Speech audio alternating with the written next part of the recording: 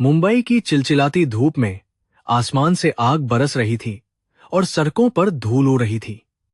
गगनचुंबी इमारतें अपनी कांच की दीवारों से सूरज की रोशनी को वापस फेंक रही थी, जबकि दूसरी तरफ झोपड़पट्टियों के लोग पसीने से तरबतर होकर अपनी रोजी रोटी के लिए संघर्ष कर रहे थे। भयानक गर्मी के बीच सड़कों पर गाड़ियों की लंबी कतारें रेंग रही थीं और हॉर्न की आवाजें माहौल को दमघोंटू बना रही थीं। यह शहर जो कभी सोता नहीं है, आज अपने भीतर की गहरी असमानता को पूरी तरह से उजागर कर रहा था। यहां अमीर और गरीब के बीच की खाई बहुत गहरी और दूर गरीब के बीच की खौफनाक दिखाई देती है, जो हर कदम पर लोगों को उनके असल अस्तित्व का कौवा एहसास कराती है। रोहन कपूर अपनी चमचमाती रोल्स रॉयस कार की पिछली सीट पर आराम से बैठा हुआ था। कार के भीतर का वातानुकूलन उसे बाहर की भीषण गर्मी और धूल से बचा रहा था। आज का दिन उसके जीवन का सबसे बड़ा दिन था, क्योंकि वह समृद्धि ग्रुप का नया मुख्य कार्यकारी अधिकारी बनने जा रहा था। यह वही विशाल और ताकतवर साम्राज्य था जिसे स्थापित करने में कई पीढ़ियों का खून पसीना लगा था। रोहन की आंखों में एक अजीब सा अहंकार और सत्ता की गहरी भूख साफ दिखाई दे रही थी, जो उसे इंसानी जज्बातों से दूर कर चुकी थी। बाहर का नजारा उसके लिए किसी गंदे चलचित्र जैसा था, जिसे वह बिल्कुल भी देखना पसंद नहीं करता था। सड़क किनारे बैठे भिखारियों और पसीने में नहाए मजदूरों को देखकर उसके चेहरे पर एक अजीब सी घृणा और नफरत उभर आती थी। उसका मानना था कि यह सब लोग अपनी किस्मत के खुद जिम्मेदार हैं और गरीबी केवल उनकी अपनी अयोग्यता का परिणाम है। वह खुद को एक ऐसे ऊंचे सिंहासन पर बैठा हुआ महसूस करता था, जहां से नीचे रेंगने वाले किए मकोहों की कोई अहमियत नहीं होती। दौलत ने उसकी आत्मा को पूरी तरह से अंधा कर दिया था और वह सच्चाई से बहुत दूर एक कृत्रिम दुनिया में जी रहा था। अचानक कार ने जोरदार झटका खाया और रुक गई। रोहन, जो ख्यालों में खोया था, झटके से आगे की तरफ गिरा और उसका माथा अगली सीट से टकराने से बचा। उसके माथे पर गुस्से की लकीरें उभर आईं और उसने ड्राइवर पर चिल्लाते हुए कार रोकने का कारण पूछा। ड्राइवर ने डरते हुए कांपती आवाज में जवाब दिया कि आगे एक बहुत बड़ा ट्रैफिक जाम लगा हुआ है। रोहन ने झुंझलाते हुए अपनी महंगी घची की तरफ देखा, जो उसे समय की बर्बादी का एहसास करा रही थी, और उसका घमंड पूरी तरह से आहत हो रहा था। शोक का नजारा किसी नरक से कम नहीं था, जहां चारों तरफ गाड़ियों का धुआं और लोगों की भीड़ जमा थी। फुटपाथ पर कुछ भूखे और गरीब बच्चे भीख मांग रहे थे और एक दूसरे से रोटी के टुक्के के लिए ला रहे थे। ट्रैफिक सिग्नल की लाल बत्ती रोहन की आंखों में चुभ रही थी, जो मानो उसे उसकी झूठी सत्ता का आईना दिखा रही हो। वह हर बीतते पल के साथ अपनी मानसिक शांति खो रहा था और बार बार अपने फोन पर समय जांच रहा था। उसे आज हर हाल में बोर्ड रूम में पहुंचना था। चौराहे पर एक बहुत बूढ़ा और कमजोर भिखारी अपने कदमों को घसीटते हुए गाड़ियों के बीच से गुजर रहा था। उसके शरीर पर फटा पुराना कुर्ता था, जो पसीने और धूल से सन चुका था, और उसकी हालत बहुत दयनीय थी। उसकी आंखें अंदर धंसी हुई थीं और चेहरे की गहरी झुर्रियां जिंदगी की कठिनाइयों की गवाही दे रही थीं। उसके नंगे पैर जलती हुई सड़क पर पार रहे थे, लेकिन उसे दर्द का एहसास नहीं था। वह बस अपनी भूख मिटाने के लिए सिक्कों की तलाश में भटकते हुए लोगों के आगे हाथ फैला रहा था। गर्मी और भूख की वजह से उस बूढ़े भिखारी को अचानक बहुत जोर का चक्कर आया। उसकी आंखों के सामने अंधेरा छा गया और कमजोर पैर शरीर का वजन सहने में नाकाम हो गए। वह लखाया और इससे पहले कि खुद को संभाल पाता, उसका शरीर सीधा रोहन की चमचमाती रोल्स रॉयस के बोनट पर जा गिरा। उसके गंदे और पसीने से भरे हाथों के निशान उस महंगी कार के एकदम साफ शीशे पर छप गए। यह एक ऐसा पल था जिसने दो बिल्कुल अलग दुनिया के लोगों को एक दूसरे के आमने सामने ला खजा कर दिया था। रोहन ने जैसे ही कार के शीशे पर गंदे निशान और भिखारी को देखा, तो उसके तन बदन में आग लग गई। उसका गुस्सा 7वें आसमान पर पहुंच गया और वह बुरी तरह तिलमिला उठा। उसने तुरंत कार का दरवाजा खोला और तेज धूप में बाहर निकल आया। उसकी आंखों में इतनी कोढ़, ज्यादा नफरत भरी थी कि वह उस इंसान को अपनी नजरों से ही भस्म कर देना चाहता था। उसे इस बात की बिल्कुल परवाह नहीं थी कि वह आदमी किस हालत में है और क्यों गिरा है। उसके लिए सिर्फ अपनी कार और शान मायने रखती थी।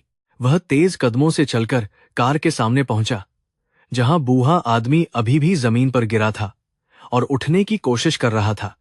रोहन ने उसकी तरफ घृणा से देखा और चिल्लाते हुए कहा कि तुम्हारी हिम्मत कैसे हुई मेरी कार को अपने गंदे हाथों से छूने की। आवाज सुनकर आस पास के लोग और गाड़ियों में बैठे लोग भी रुक गए और तमाशे को देखने लगे। किसी ने भी उस गरीब की मदद करने की कोशिश नहीं की, क्योंकि इस बब्बे शहर में किसी के पास दूसरे के लिए समय नहीं होता है। बूढ़े इंसान ने अपने कांपते हुए हाथों को जोड़कर रोहन से माफी मांगने की कोशिश की और कहा कि बाबूजी, मुझे माफ कर दीजिए, मुझे अचानक चक्कर आ गया था। उसकी आवाज इतनी ज्यादा धीमी और दर्द से भरी हुई थी कि कोई भी पत्थर दिल इंसान पिघल जाता, लेकिन रोहन के दिल में कोई दया नहीं थी। रोहन को उस बूढ़े आदमी की शक्ल देखकर और भी ज्यादा चिन्ह हो रही थी, क्योंकि उसे लग रहा था कि यह सब पैसे ऐंठने का एक बहुत ही पुराना और सस्ता नाटक है, जो अक्सर शशकों पर किया जाता है। भीम में से एक बूढ़ी औरत ने रोहन को समझाया कि बेटा, वह बहुत बीमार लग रहा है, उसे जाने दो, उसकी गलती नहीं है। लेकिन रोहन ने उस औरत की बात को अनसुना कर दिया और घमंड में अंधा होकर उस बूढ़े की तरफ एक कदम और आगे बढ़ा। उसे लग रहा था जैसे उस भिखारी ने उसकी कार को नहीं, बल्कि उसकी हैसियत को सीधे तौर पर चुनौती दी है, जिसे वह बर्दाश्त नहीं कर सकता था। उसके भीतर का जानवर अब पूरी तरह जाग चुका था, जो सिर्फ अपना वर्चस्व दिखाना चाहता था। रोहन ने गुस्से में अपने दांत पीसते हुए अपनी जेब में हाथ डाला और एक बड़ा सा पर्स बाहर निकाला। उसने पर्स से 2000 रुपये का एक नया और काकक नोट निकाला और उसे पूरी ताकत से मुट्ठी में भींचकर गोल कर दिया। वह चाहता तो उस गरीब की मदद करके एक मिसाल बन सकता था, लेकिन उसके अहंकार ने उसे कुछ और ही करने पर मजबूर कर दिया। उसने उस 2000 के नोट को पूरी ताकत से उस बूढ़े भिखारी के चेहरे पर दे मारा और बहुत ही घमंडी लहजे में कहा कि यह लो अपनी कीमत। यह सुनकर आसपास खाए सभी लोग पूरी तरह से सन्न रह गए और सन्नाटा छा गया। रोहन की आवाज में जहर घुला हुआ था जब उसने कहा कि इस पैसे को रख लो और अपनी जिंदगी भर की भूख मिटा लो, क्योंकि तुम्हारी और तुम्हारे जैसे लोगों की औकात बस इतनी ही है। उसने आगे कहा कि अगली बार मेरी किसी भी चीज की तरफ देखने से पहले अपनी हैसियत जरूर याद रखना, वरना मैं तुम्हें इस शहर से ही बाहर फिकवा दूंगा। यह एक गरीब के आत्मसम्मान पर सबसे बड़ा और गहरा वार था। बूढ़े इंसान ने वह मुना हुआ 2000 का नोट अपने चेहरे से टकराकर नीचे जलती हुई जमीन पर गिरते हुए देखा, लेकिन उसने उसे उठाने के लिए अपना हाथ आगे नहीं बढ़ाया। उसकी आंखों में अब कोई डर या लाचारी नहीं थी, बल्कि एक बहुत ही गहरी और शांत चमक थी, जो सीधे रोहन की आत्मा को बेध रही थी। उसने रोहन की आंखों में बिल्कुल सीधा देखा और उसकी उस नजर में मुंबई की सारी दौलत से भी ज्यादा वजन और गहराई छुपी हुई थी, जिसने रोहन को अंदर तक अजीब सी बेचैनी से भर दिया। उसी समय सशक पार से एक महिला सफाई कर्मचारी हाथ में झांचू लिए हुए दौड़कर वहां पहुंची और उसने जल्दी से उस बूढ़े इंसान को अपने हाथों का सहारा देकर खसा किया। उस महिला का नाम मीरा था और उसके चेहरे पर मेहनत और पसीने की चमक साफ दिखाई दे रही थी। उसने रोहन को तीखी नजरों से घूरते हुए देखा और कहा कि साहब जी, पैसा आपकी इंसानियत से बहा नहीं हो सकता, क्योंकि ऊपर वाले की लाठी में कोई आवाज नहीं होती, लेकिन जब वह प्रौतती है तो सब कुछ तहस नहस कर देती है। रोहन ने उस मामूली सफाई कर्मचारी की हिम्मत देखकर दांतों तले उंगली दबा ली और गुस्से में पैर पटकते हुए अपनी कार में वापस बैठ गया। ड्राइवर ने जल्दी से कार आगे बढ़ा दी, लेकिन रोहन का दिमाग अभी भी उस बूढ़े आदमी की अजीब और रहस्यमयी आंखों में उलझा हुआ था। उसे समझ नहीं आ रहा था कि एक भिखारी के अंदर इतना ज्यादा आत्मविश्वास और स्वाभिमान कैसे हो सकता है। वह बार बार उस पल को भूलने की कोशिश कर रहा था, लेकिन वह नजारा उसके दिमाग में किसी बुरे सपने की तरह छप चुका था। जैसे ही रोहन की शानदार कार वहां से ओझल हुई, मीरा ने बहुत ही सावधानी से उस बूढ़े इंसान को सख्त किनारे एक पेड़ की ठंडी छांव में बैठाया। उसने अपनी पुरानी पानी की बोतल निकाली और धीरे धीरे उस बूढ़े इंसान को अपने हाथों से पानी पिलाया ताकि उसे थोड़ा आराम मिल सके। बूढ़े की आंखों में उस महिला के लिए बहुत ही गहरी कृतज्ञता और प्यार की भावना दिखाई दे रही थी। उसने बहुत धीमी आवाज में मीरा को आशीर्वाद दिया और कहा कि भगवान तुम्हारे इस नेक दिल को हमेशा खुश और आबाद रखे। मीरा ने सड़क पर गिरे हुए उस 2000 के नोट को उठाया और उसे अच्छी तरह से साफ करके उस बूढ़े इंसान के कमजोर हाथों में थमा दिया।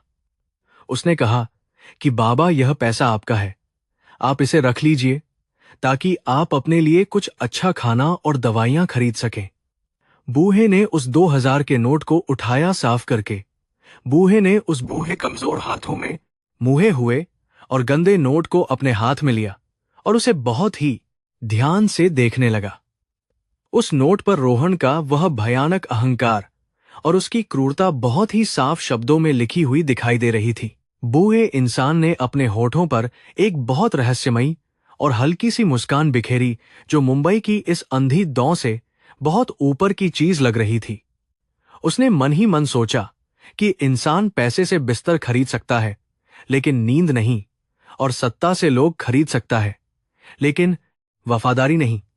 उसका यह सफर जो कई महीनों पहले एक बहुत बड़ी मकसद से शुरू हुआ था, अब धीरे धीरे अपनी मंजिल के करीब पहुंच रहा था। उसने आसमान की तरफ देखा जहां काले बादल घिरने लगे थे जो तूफान का इशारा कर रहे थे। रोहन कपूर की वह चमचमाती कार अब समृद्धि ग्रुप के शानदार और ऊंचे मुख्यालय की तरफ बड़ी तेजी से बह रही थी और रोहन अपने ख्यालों में अपनी जीत का जश्न मना रहा था। उसे इस बात का बिल्कुल भी अंदाजा नहीं था कि जिस इंसान को उसने अभी कुछ देर पहले सरेआम सक पर बेइज्जत किया है, वह कोई मामूली भिखारी नहीं था। तकदीर का पहिया अब बहुत ही तेजी से घूम चुका था और उस अहंकारी शख्स के पतन की उल्टी गिनती पूरी तरह से शुरू हो चुकी थी, जिसका फैसला बहुत जल्द होने वाला था। सड़क की धूल में सना हुआ वह 2000 रुपये का गुलाबी नोट अब मुंबई की चिलचिलाती धूप में एक अजीब सी कहानी बयां कर रहा था। वहां मौजूद भीड़ धीरे धीरे छंटने लगी थी क्योंकि हर किसी को अपनी रोजी रोटी की चिंता सता रही थी। किसी ने भी उस कंचन की धूल की कोटी 1000 रुपए, किसी ने भी उसको अपनी धूल पैसे को उठाने की हिम्मत नहीं की क्योंकि उस नोट पर एक गरीब इंसान के स्वाभिमान की भारी कीमत लिखी हुई थी। वह नोट केवल एक कागज का टुकड़ा नहीं था, बल्कि एक अमीर आदमी के अहंकार और निर्दयता का सबसे बड़ा और कड़वा सबूत बन चुका था। मीरा ने अपने रूखे और फटे हुए हाथों से उस बूढ़े इंसान के माथे से पसीना पोंछा। उसकी आंखों में उस अमीरजादे के लिए बहुत ज्यादा गुस्सा और नफरत भरी हुई थी, जिसने अभी अभी एक मजबूर इंसान की सरेआम बेइज्जती की थी। उसने बूढ़े से कहा कि आप बिल्कुल भी चिंता मत कीजिए क्योंकि भगवान की अदालत में हर किसी के कर्मों का पूरा हिसाब होता है और वहां पैसे की कोई भी ताकत काम नहीं आती। मीरा के ये शब्द बहुत ही सादे थे, लेकिन उनमें जिंदगी की एक बहुत बड़ी और गहरी सच्चाई छुपी हुई थी। बूढ़े देवराज की शांत आंखें दूर जाती हुई उस चमचमाती कार को तब तक देखती रहीं जब तक वह धुएं और भीड़ के बीच पूरी तरह से ओझल नहीं हो गई। उनके मन में कोई भी क्रोध या बदले की भावना नहीं थी, बल्कि एक बहुत गहरा दुख और निराशा थी। वह सोच रहे थे कि कैसे दौलत और सत्ता का नशा इंसान को इतना ज्यादा अंधा कर देता है कि वह दूसरे इंसानों को कीड़े मकोड़े समझने लगता है। यह माया का ऐसा भयंकर जाल है जिसमें फंसकर इंसान अपनी असली आत्मा और इंसानियत को पूरी तरह भूल जाता है। देवराज को अपने पुराने दिन याद आने लगे जब उन्होंने खाली हाथ मुंबई की इन सड़कों पर कदम रखा था और अपनी खून पसीने की मेहनत से समृद्धि ग्रुप की नींव रखी थी। उन्होंने यह विशाल साम्राज्य इसलिए नहीं बनाया था कि एक दिन कोई अहंकारी इंसान इसका इस्तेमाल गरीबों को कुचलने के लिए करे। उनके दिल में एक बहुत ही तेज दर्द उठा, यह देखकर कि उनका अपना ही खून और उनका अपना ही चुना हुआ वारिस आज इतना ज्यादा क्रूर और संवेदनहीन हो चुका है। यह उनके जीवन की शायद सबसे बड़ी और भयानक हार थी। सूरज की गर्मी अब बर्दाश्त के बाहर हो रही थी और लू के थपेड़े शरीर को झुलसा रहे थे। मीरा ने बूढ़े देवराज का हाथ पकड़ा और उन्हें सहारा देते हुए सड़क के किनारे बनी एक छोटी सी चाय की टपरी की तरफ ले गई, जहां थोड़ी सी ठंडी छांव थी। टपरी के मालिक ने भी उस बूढ़े की हालत देखकर तुरंत एक पुरानी लकड़ी की बेंच साफ की और उन्हें बैठने के लिए कहा। गरीबों की इस छोटी सी दुनिया में जो आपसी हमदर्दी और प्यार था, वह किसी भी अमीर महल में कभी नहीं मिल सकता था।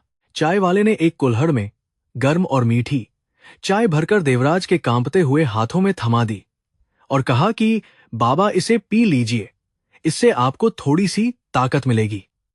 देवराज ने उस चाय की घूंट भरी और उन्हें लगा जैसे किसी ने उनके थके हुए शरीर में अमृत डाल दिया हो। उन्होंने देखा कि कैसे ये गरीब लोग, जो खुद 2 वक्त की रोटी के लिए दिन रात तरसते हैं, फिर भी अपने हिस्से का निवाला एक अनजान और बेसहारा इंसान के साथ बांटने में जरा भी संकोच नहीं करते। यही तो सच्ची और असली इंसानियत है। देवराज ने अपनी मुट्ठी खोली और उस मुड़े हुए 2000 के नोट को एक बार फिर से बहुत ही ध्यान से देखा। वह नोट उन्हें अब एक जहरीले सांप की तरह लग रहा था, जो समाज की रगों में लालच और नफरत का जहर घोल रहा था। रोहन ने यह पैसा फेंककर यह साबित कर दिया था कि उसके पास दौलत के अलावा और कुछ भी नहीं है और वह अंदर से बहुत ही ज्यादा गरीब और खोखला इंसान है। देवराज ने एक गहरी सांस ली और उस नोट को अपनी फटी हुई जेब में बहुत सुरक्षित रख लिया। दूसरी तरफ रोहन कपूर अपनी वातानुकूलित कार में बैठा हुआ अभी भी गुस्से से बुरी तरह उबल रहा था। उसने अपने बैग से एक बहुत महंगा सैनिटाइजर निकाला और अपने हाथों को बार बार रगड़कर साफ करने लगा, जैसे उस बूढ़े भिखारी की परछाई से ही उसे कोई बहुत भयंकर बीमारी लग गई हो। उसका अहंकार बहुत बुरी तरह से आहत हुआ था, क्योंकि आज तक किसी ने भी उसकी दी हुई भीख को इस तरह से ठुकराने की जरूरत कभी नहीं की थी। वह उस बूढ़े की उन रहस्यमयी और शांत आंखों को अपने दिमाग से निकाल नहीं पा रहा था। रोहन बार बार खुद को यही समझा रहा था कि इस दुनिया में ताकत और पैसे से बड़ा कोई भी भगवान नहीं होता, और जो लोग गरीब हैं वो सिर्फ अपनी बेवकूफी की वजह से इस हालत में हैं। वह सोच रहा था कि आज जैसे ही वह समृद्धि ग्रुप के मुख्य कार्यकारी अधिकारी की कुर्सी पर बैठेगा, वह पूरे शहर को अपनी मुट्ठी में कैद कर लेगा। उसके लिए व्यापार केवल मुनाफा कमाने का एक निर्दयी खेल था, जहां दया या हमदर्दी जैसे कमजोर शब्दों के लिए कोई भी जगह बिल्कुल नहीं थी। वह सिर्फ जीतना और राज करना जानता था। रोहन की कार आखिरकार समृद्धि ग्रुप के उस विशाल और गगनचुंबी मुख्यालय के सामने आकर रुक गई, जिसकी कांच की दीवारें आसमान को छू रही थीं। जैसे ही कार का दरवाजा खुला, वहां मौजूद सारे सुरक्षा गार्ड बहुत ही अदब से नीचे झुक गए और उसे सलाम करने लगे। इस पहली झूठे सम्मान और दिखावे ने रोहन के अहंकार को एक बार फिर से बहुत ज्यादा हवा दे दी और वह अपनी सारी पुरानी झुंझलाहट को भूल गया। उसने एक बहुत ही गहरी सांस ली और अपने महंगे सूट को ठीक करते हुए एक विजेता की तरह उस आलीशान इमारत में प्रवेश किया। इधर चाय की टपरी पर देवराज ने अपनी चाय खत्म की और मीरा की तरफ बहुत ही प्यार भरी नजरों से देखा। उन्होंने अपनी धीमी और गंभीर आवाज में मीरा से पूछा कि बेटी, तुमने उस अमीर और ताकतवर आदमी से पंगा लेकर मेरी मदद क्यों की, जबकि वह तुम्हारा बहुत बड़ा नुकसान भी कर सकता था। देवराज वास्तव में इस गरीब महिला के दिल की गहराई और उसकी सोच को पूरी तरह से परखना चाहते थे, क्योंकि उन्हें मुंबई की इस स्वार्थी दुनिया में ऐसे निस्वार्थ इंसान की बिल्कुल भी उम्मीद नहीं थी। यह उनके लिए एक चमत्कार था। मीरा ने एक बहुत ही शांत और मधुर मुस्कान के साथ जवाब दिया कि बाबा, इंसान का सबसे बड़ा धर्म सिर्फ इंसानियत होता है। उसने कहा कि वह अमीर आदमी अपने पैसे और सत्ता के नशे में भले ही भगवान बन बैठा हो, लेकिन हम गरीबों के पास खोने के लिए अपना ज़मीर और अपनी इज्जत के सिवा और कुछ नहीं होता। उसने आगे कहा कि जब हम किसी दुखी इंसान की मदद करते हैं तो असल में हम अपने ही कर्मों को सुधार रहे होते हैं, और यही कर्म हमारे मरने के बाद भी हमारे साथ हमेशा जिंदा रहते हैं। मीरा की ये बातें सुनकर देवराज का बूढ़ा दिल एक अजीब सी खुशी और गहरे संतोष से पूरी तरह भर गया। उन्हें यकीन हो गया कि उन्होंने अपनी संपत्ति और अपनी विरासत को सौंपने के लिए जिस पवित्र आत्मा की तलाश में हिमालय की शांत वादियां छोड़ी थीं, वह आज अंततः पूरी हो गई है। एक ऐसा इंसान जो सोने के महल में रहने के बावजूद भी मिट्टी की कीमत समझता हो और जिसके सीने में एक धड़कता हुआ सच्चा दिल हो। देवराज की आंखों के किनारों पर खुशी के हल्के और अनमोल आंसू चुपचाप छलकने के लिए बेकरार थे। इस पूरी घटना से कुछ ही दूरी पर एक काले रंग की साधारण सी गाड़ी खड़ी थी, जिसके शीशे पूरी तरह से काले थे। उस गाड़ी के अंदर समृद्धि ग्रुप के सबसे पुराने और भरोसेमंद मुख्य वकील आदित्य बैठे हुए थे, जो इस पूरे दृश्य को बहुत ही ध्यान से देख रहे थे। आदित्य कई महीनों से एक साये की तरह अपने मालिक देवराज की रक्षा कर रहे थे और उनके हर एक कदम पर बहुत पैनी नजर रखे हुए थे। उन्होंने अपनी डायरी में आज की इस घटना को बहुत ही विस्तार और बारीकी के साथ तुरंत दर्ज कर लिया। वकील आदित्य के मन में रोहन की इस घटिया और नीच हरकत को देखकर बहुत ही ज्यादा नफरत और गुस्सा पैदा हो रहा था। वह जानते थे कि रोहन सिर्फ एक लालची और घमंडी भेड़िया है, जो समृद्धि ग्रुप की आड़ में अपने काले कारनामों को अंजाम देना चाहता है। लेकिन आदित्य अपने मालिक देवराज के सख्त आदेशों से पूरी तरह बंधे हुए थे और उन्हें सही समय का इंतजार करना था। वह जानते थे कि न्याय का हथौड़ा जब भी गिरेगा तो वह बहुत ही भयानक और विनाशकारी होगा, जो रोहन के पूरे अस्तित्व को खत्म कर देगा। देवराज अब धीरे धीरे अपनी जगह से खड़े हुए और उन्होंने अपनी पुरानी बांस की लाठी को मजबूती से अपने हाथों में पकड़ लिया। अब उनके चेहरे पर एक बेबस और लाचार, भिखारी वाले भाव पूरी तरह से गायब हो चुके थे और उनकी जगह एक बहुत ही शक्तिशाली और दृढ़ निश्चयी साम्राज्य के असली मालिक की चमक लौट आई थी। उनकी आंखों में एक ऐसा भयानक तूफान पल रहा था, जो बहुत जल्द मुंबई के सबसे बड़े कॉरपोरेट बोर्डरूम में तबाही मचाने वाला था। खेल का पहला चरण अब पूरी तरह से खत्म हो चुका था और फैसला करीब था। उन्होंने मीरा के सिर पर अपना कांपता हुआ हाथ रखा और उसे एक बहुत ही गहरा और सच्चा आशीर्वाद देते हुए कहा कि बेटी, तुम्हारी इस निस्वार्थ सेवा ने आज एक बहुत बड़े अंधेरे को दूर कर दिया है। देवराज ने कहा कि भगवान तुम्हारे इस नेक दिल और तुम्हारी इंसानियत का बहुत जल्द एक ऐसा इनाम देगा जिसकी तुमने अपने सपनों में भी कभी कल्पना नहीं की होगी। मीरा कुछ समझ नहीं पाई और उसने सिर्फ अपने हाथ जोड़कर उस बूढ़े इंसान को विदा किया, जो अब बहुत ही सधे हुए कदमों से अपनी मंजिल की तरफ बढ़ रहा था। उसी समय रोहन कपूर उस आलीशान इमारत की सबसे खास और निजी लिफ्ट में कदम रख रहा था, जो सीधे 50वें माले पर जाती थी। लिफ्ट की तेज गति उसे हवा में उड़ने का एहसास करा रही थी और वह अपने मोबाइल फोन पर अपनी जीत के उस शानदार भाषण को पढ़ रहा था, जो उसने बहुत पहले से तैयार करवा रखा था। लिफ्ट के आईने में वह खुद को निहार रहा था और अपनी सत्ता के गुरूर में पूरी तरह से अंधा हो चुका था।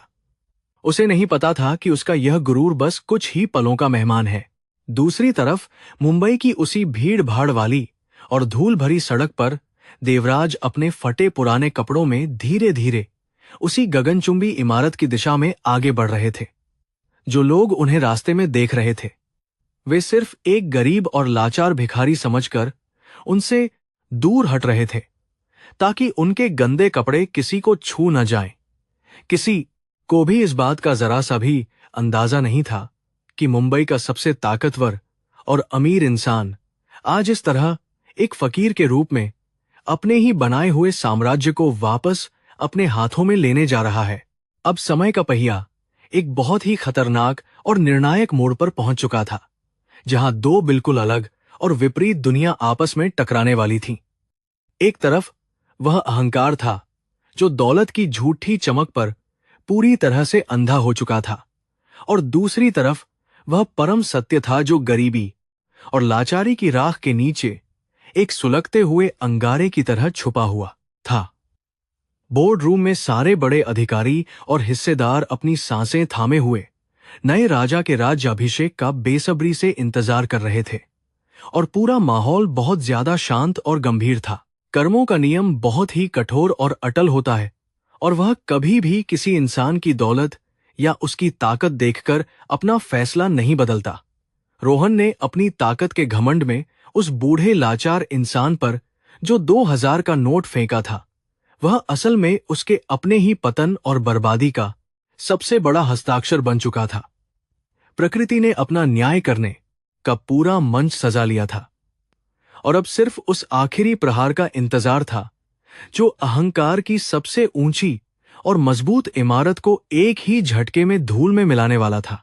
देवराज के कदम अब समृद्धि ग्रुप के उस विशाल और भव्य मुख्य द्वार के बिल्कुल करीब पहुंच चुके थे, जहां कई सुरक्षा गार्ड मुस्तैदी से पहरा दे रहे थे।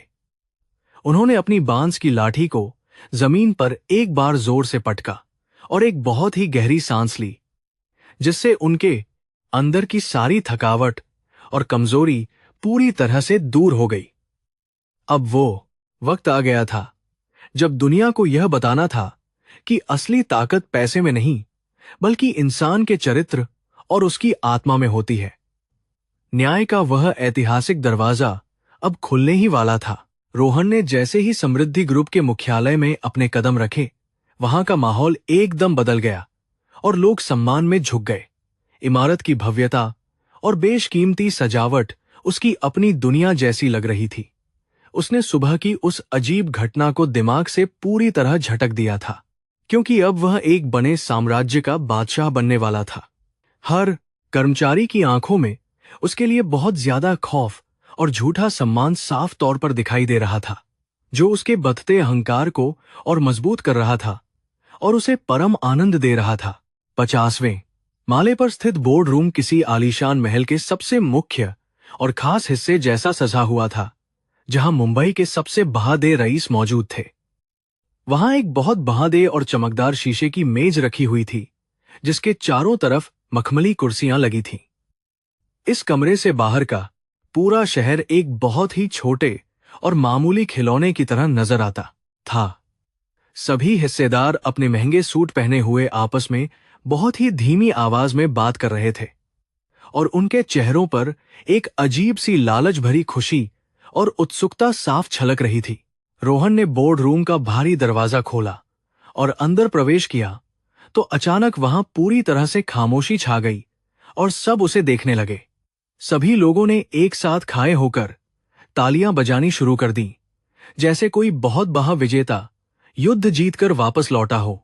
यह झूठी तारीफ और दिखावा रोहन के कानों में एक बहुत ही मधुर और मीठे संगीत की तरह गूंज रहा था। वह अपनी जगह पर जाकर खचा हुआ और उसने बहुत ही घमंडी मुस्कान के साथ सभी को अपना स्थान ग्रहण करने का इशारा किया, मानो वह उनका भगवान हो। वहां बैठे सभी अधिकारी जानते थे कि यह कुर्सी देवराज सिंघानिया की है, जिन्होंने सालों पहले अचानक इस दुनिया की चकाचौंध को पूरी तरह छोड़ दिया था। देवराज का नाम आज भी बाजार में एक बहुत बड़ा खौफ और सम्मान पैदा करता था, लेकिन उनकी गैरमौजूदगी ने रोहन को पूरी तरह बेलगाम कर दिया था। रोहन को लगता था कि अब वह बूढ़ा इंसान कभी भी वापस लौटकर नहीं आएगा, और यह पूरा विशाल साम्राज्य केवल उसके अकेले के हाथों की कठपुतली बनकर रह जाएगा। उसकी आंखों में अपनी कामयाबी का एक बहुत ही भयंकर नशा छाया था। मीटिंग शुरू होने से पहले ही लोग रोहन की झूठी और मीठी चापलूसी करने में पूरी तरह से व्यस्त हो गए थे, ताकि उसका भरोसा जीत सके। एक हिस्सेदार ने हंसते हुए कहा कि अब समृद्धि ग्रुप को आपके जैसे ही युवा और बहुत ही तेज दिमाग वाले शक्तिशाली नेतृत्व की सख्त जरूरत है। रोहन ने अपनी कुर्सी पर आराम से पीछे की तरफ झुकते हुए उस इंसान की बात का समर्थन किया और जोर से मुस्कुराया। इस कमरे के अंदर मौजूद हर एक इंसान बस पैसे का भूखा था और उन्हें नैतिक मूल्यों से कोई मतलब नहीं था। रोहन ने अपनी आवाज को भारी करते हुए कहा कि हमें इस पुराने तरीके को बदलना होगा, क्योंकि अब व्यापार में जज्बातों की कोई जगह नहीं बची है। उसने बहुत ही घमंड से कहा कि जो लोग हमारे साथ चलने के लायक नहीं हैं, उन्हें रास्ते से हटा देना ही हमारे लिए सबसे बेहतर विकल्प होगा। यह सुनकर कई पुराने अधिकारियों के चेहरों पर एक अजीब सी चिंता की लकीरें उभर आईं, लेकिन कोई भी कुछ बोलने की हिम्मत नहीं कर सका। डर और लालच की इस भयानक दुनिया में रोहन अपनी मनमानी करने के लिए हाथ था। समय धीरे धीरे बीत रहा था और उस भव्य कमरे में परोसा गया। स्वादिष्ट भोजन सभी लोग बहुत ही चाव से खा रहे थे। चांदी के बर्तनों में सजे हुए विदेशी पकवान उनकी विलासिता और उनके झूठे रुतबे का एक बहुत बड़ा और शर्मनाक सबूत पेश कर रहे थे।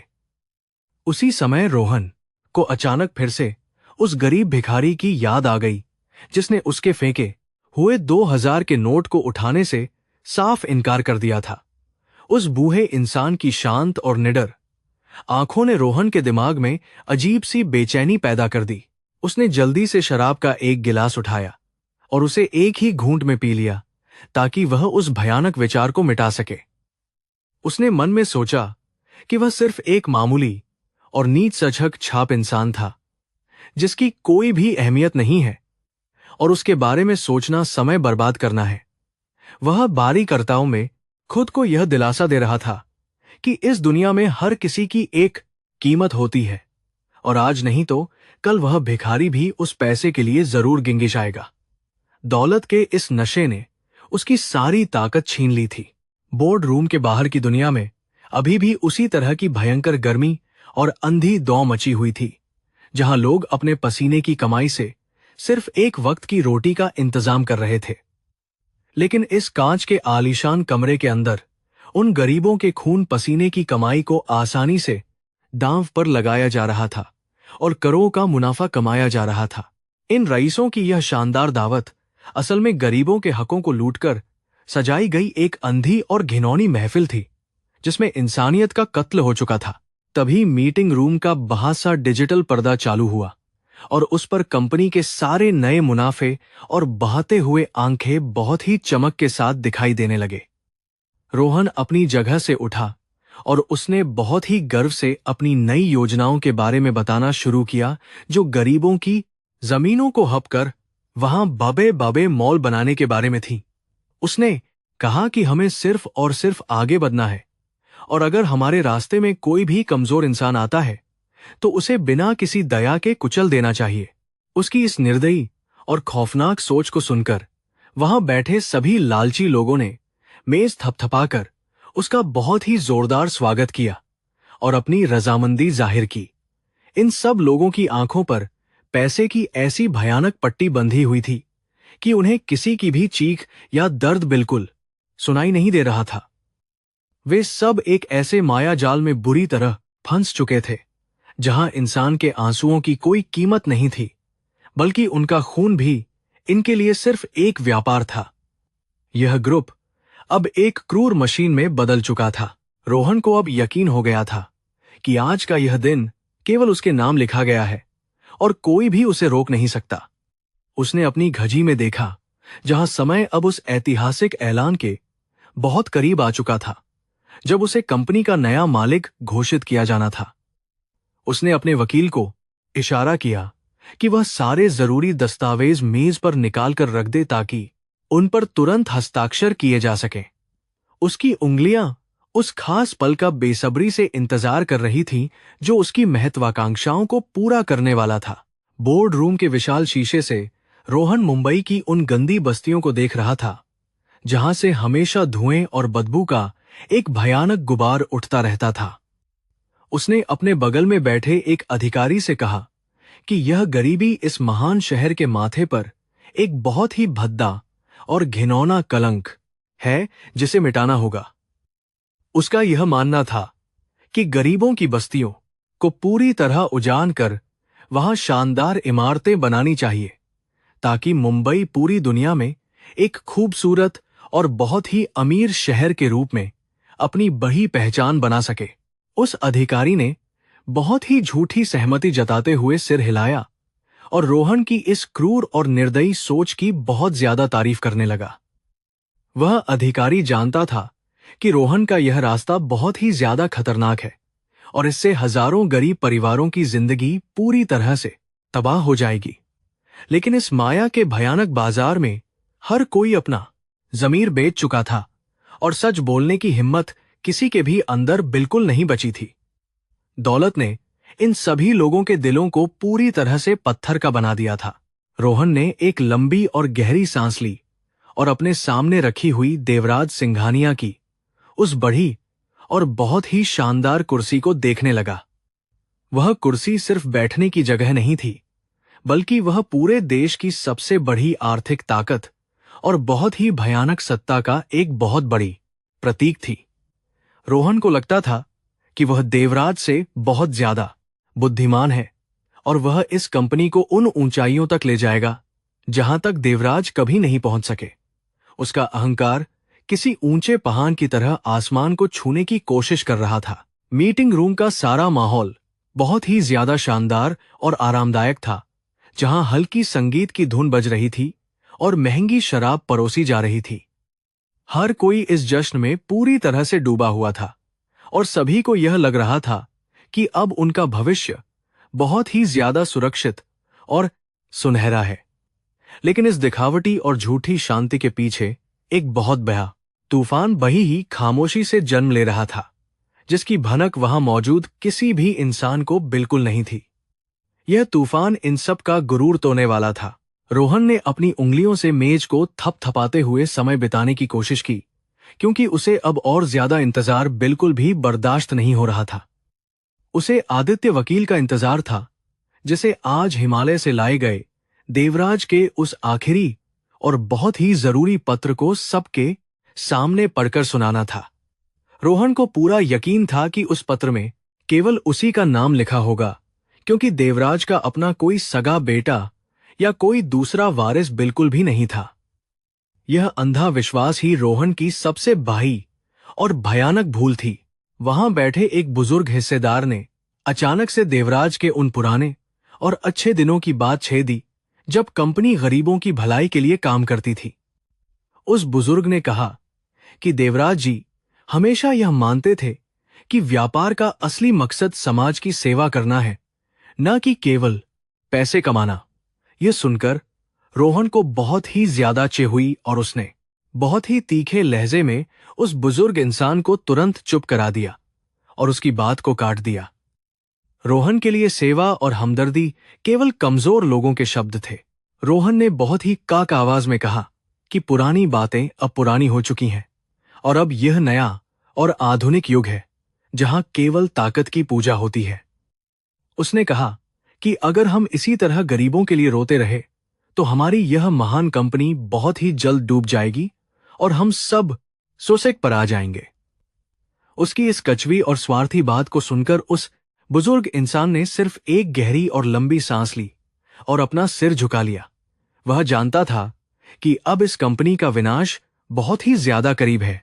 कमरे में मौजूद कुछ और लोग भी रोहन की हाँ में हाँ मिलाने लगे और उन्होंने भी देवराज के उन पुराने उसूलों को पूरी तरह से बेवकूफी भरा करार दे दिया। यह महफिल असल में ऐसे अंधे लोगों की थी जिनके पास आंखें तो थीं, लेकिन वो लालच और स्वार्थ के कारण सच्चाई को बिल्कुल भी नहीं देख पा रहे थे। वे सब उस सोने की नाव में बैठे थे जो ऊपर से तो बहुत ही ज्यादा चमकदार लग रही थी, लेकिन उसके अंदर पाप और अत्याचार का बहुत ही भयानक पानी भर चुका था। अचानक रोहन का फोन बहुत जोर से बजा और उसने जब स्क्रीन देखी तो उसके चेहरे पर एक बहुत ही बही और विजयी मुस्कान पूरी तरह से फैल गई। वह आदित्य का संदेश था, जिसमें लिखा था कि वह सारी कानूनी प्रक्रिया और कागजात लेकर बस कुछ ही पलों में बोर्ड रूम में पहुंचने वाला है। रोहन ने खुशी से अपना दोनों हाथ आसमान की तरफ उठाया और जोर से हंसते हुए सभी लोगों को यह बहुत बड़ी और अच्छी खबर सुनाई, जिससे कमरे में तालियों की गंगाहट गूंज उठी। उसका सबसे बड़ा सपना अब हकीकत बनने वाला था। रोहन ने अपने महंगे कोट के बटन ठीक किए और बहुत ही शान से खड़े होकर सभी हिस्सेदारों की तरफ देखते हुए अपना आखिरी भाषण देने की तैयारी करने लगा। वह चाहता था कि इस महान मौके पर वह कुछ ऐसा बोले जो इतिहास के पन्नों में और इस महान कंपनी के सुनहरे अक्षरों में हमेशा के लिए दर्ज हो जाए। उसने अपनी आंखें बंद की और अपने दिमाग में सत्ता और दौलत की उस भयानक तस्वीर को महसूस करने लगा, जो बस कुछ ही देर में पूरी तरह से उसके कदमों में बिछने वाली थी। बोर्ड रूम के अंदर एक बहुत गहरी शांति छाई हुई थी, जहां हर कोई उस पल का बेसब्री से इंतजार कर रहा था। रोहन अपनी जगह पर बहुत शान और गुरूर के साथ खड़ा था और उसकी नजरें उस भारी लकड़ी के दरवाजे पर टिकी हुई थीं। उसे लग रहा था कि अब कुछ ही पलों में उसकी किस्मत का सुनहरा दरवाजा हमेशा के लिए खुलने वाला है। तभी अचानक उस विशाल दरवाजे का हैंडल धीरे से घूमा और दरवाजे के खुलने की भारी आवाज उस शांत कमरे में गूंज उठी, जिसने सबका ध्यान पूरी तरह खींच लिया। दरवाजे के पीछे से सबसे पहले समृद्धि ग्रुप के मुख्य वकील आदित्य ने बहुत ही गंभीर और सधे हुए कदमों के साथ कमरे में प्रवेश किया। उनके चेहरे पर कोई भाव नहीं था और उन्होंने रोहन की तरफ एक बार भी नजर उठाकर नहीं देखा, जो बहुत अजीब बात थी। आदित्य अंदर आकर बहुत सम्मान के साथ दरवाजे के एक तरफ खड़े हो गए, जैसे वह किसी बहुत महान इंसान का रास्ता साफ कर रहे हों। रोहन के चेहरे की मुस्कान बरकरार थी, क्योंकि उसे लग रहा था कि आदित्य उसके लिए सत्ता के जरूरी कागजात लेकर आए हैं। अगले ही पल उस दरवाजे से जो इंसान अंदर दाखिल हुआ, उसे देखकर वहां मौजूद हर इंसान की सांसें हलक में अटक गईं। वह कोई चमकदार सूट पहना हुआ अधिकारी नहीं था, बल्कि एक कमजोर और बूढ़ा इंसान था, जिसने वही सुबह वाला फटा और गंदा कुर्ता पहना हुआ था। उसके हाथ में एक पुरानी बांस की लाठी थी, जिसके सहारे वह धीरे धीरे आगे बढ़ रहा था। उस शानदार संगमरमर के फर्श पर उस पुरानी बांस की लाठी के टकराने की ठक ठक आवाज पूरे कमरे में बहुत खौफनाक तरीके से गूंजने लगी थी। कमरे में बैठे सभी अरबपति हिस्सेदार अपनी कुर्सियों से उछल पड़े और उनकी आंखों में बहुत ज्यादा हैरानी और गुस्सा साफ दिखाई देने लगा। उन्हें यह बात बिल्कुल समझ नहीं आ रही थी कि इस 50वें माले की इतनी सख्त सुरक्षा को पार करके एक सख्त छाप भिखारी अंदर कैसे आ गया। आलीशान और खुशबूदार कमरे में उस भिखारी के पसीने और धूल की महक ने एक बहुत अजीब सी बेचैनी पैदा कर दी थी। सभी लोग एक दूसरे का मुंह ताक रहे थे और इस भद्दे मजाक के लिए रोहन की तरफ सवालिया नजरों से देख रहे थे।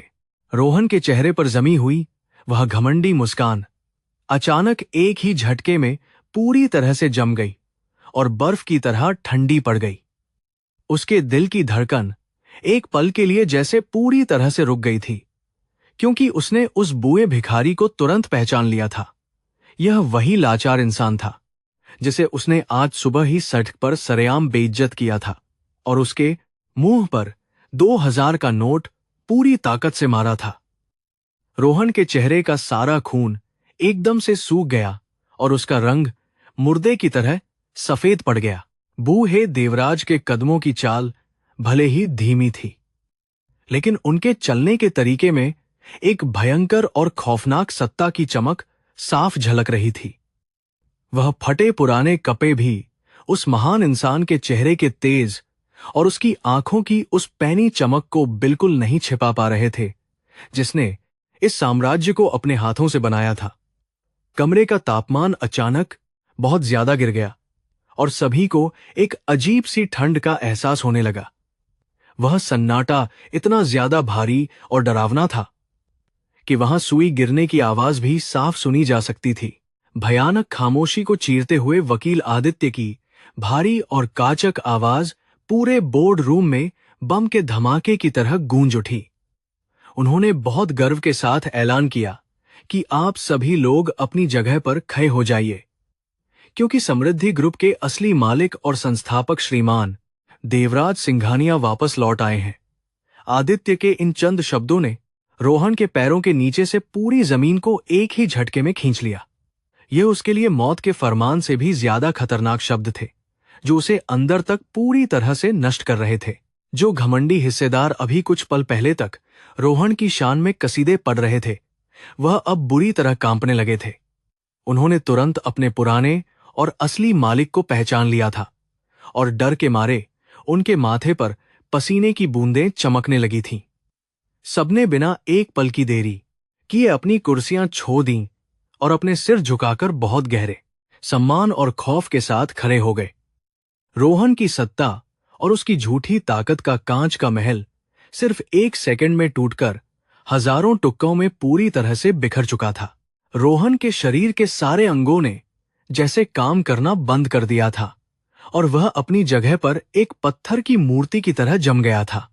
उसने कुछ बोलने की कोशिश की, लेकिन उसका गला इतना सूख चुका था कि उसके मुंह से एक भी आवाज बाहर नहीं निकल पाई। उसे अपने कहे हुए वो सारे क्रूर शब्द अपनी खोपड़ी के अंदर जोर जोर से गूंजते हुए सुनाई दे रहे थे, जो उसने उस बूए को कहे थे। उसके पापों और उसके भयानक अहंकार का पूरा बोझ अब उसकी छाती को बहुत निर्दयता से कुचल रहा था। देवराज चलते हुए मेज के बिल्कुल मुख्य हिस्से तक पहुंच गए और उन्होंने उस विशाल कुर्सी की तरफ देखा जिसे रोहन हथियाना चाहता था। इसके बाद देवराज ने अपनी गर्दन घुमाई और उनकी शांत लेकिन बहुत खौफनाक नजरें सीधे रोहन की डरी हुई आंखों से जा टकराईं। देवराज की उन आंखों में ब्रह्मांड का सारा न्याय और कज्वा सच छुपा हुआ था, जिसे देखकर रोहन को लगा जैसे वह कोई बहुत छोटा किया है जिसे अभी कुचल दिया जाएगा। रोहन की दौलत और उसकी झूठी शान का सारा गुरूर अब मिट्टी में पूरी तरह मिल चुका था। देवराज ने बहुत धीरे से अपना एक हाथ हवा में ऊपर उठाया और उनके इस इशारे से पूरे कमरे में मौजूद हर इंसान की सांस अटक गई।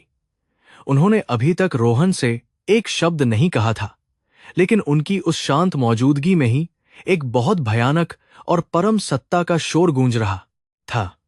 उनके हाथ में मौजूद वह पुरानी और सस्ती बांस की लाठी उस समय दुनिया के किसी भी सोने के राजदंड से भी ज्यादा ताकतवर और जादुई लग रही थी। कुदरत ने आज अपना सबसे बेहतरीन और एकदम सटीक न्याय करने का पूरा फैसला कर लिया था। रोहन के पैरों की सारी ताकत एकदम खत्म हो गई और वह किसी बेजान पुतले की तरह धाम से अपनी महंगी कुर्सी पर वापस गिर पा। कमरे में चल रहे तेज वातानुकूलन के बावजूद उसका पूरा शरीर पसीने से बुरी तरह भीग चुका था और माथे से पानी टपक रहा था। उसका शैतानी दिमाग बहुत तेजी से दौड़ रहा था और वह इस भयानक मुसीबत से बचने का कोई रास्ता खोजने की नाकाम कोशिश कर रहा था। लेकिन वह जानता था कि उसने अपने ही भगवान का बहुत बड़ा अपमान किया है और अब उसकी बर्बादी एकदम निश्चित हो चुकी है। कमरे का माहौल अब ऐसा हो चुका था जैसे किसी अदालत में मुजरिम को सजा सुनाने के लिए तैयार कर लिया गया हो। देवराज ने अपनी पुरानी लाठी को संगमरमर के फर्श पर एक बार फिर जोर से पटका, जिसकी आवाज ने रोहन के कानों के पर्दे फांद दिए। उस आवाज में उन हजारों गरीबों का दर्द और उनकी आहें शामिल थीं, जिन्हें रोहन ने अपने स्वार्थ और दौलत की अंधी हवस के लिए बेरहमी से कुचल दिया था। कर्मों का वह काला चक्र अब रोहन की गर्दन के बिल्कुल करीब आकर हमेशा के लिए पूरी तरह से रुक गया था। रोहन की आंखों के सामने अब केवल एक ही खौफनाक दृश्य बार बार घूम रहा था, और वह था गरीब भिखारी के चेहरे पर मुना हुआ नोट मारना।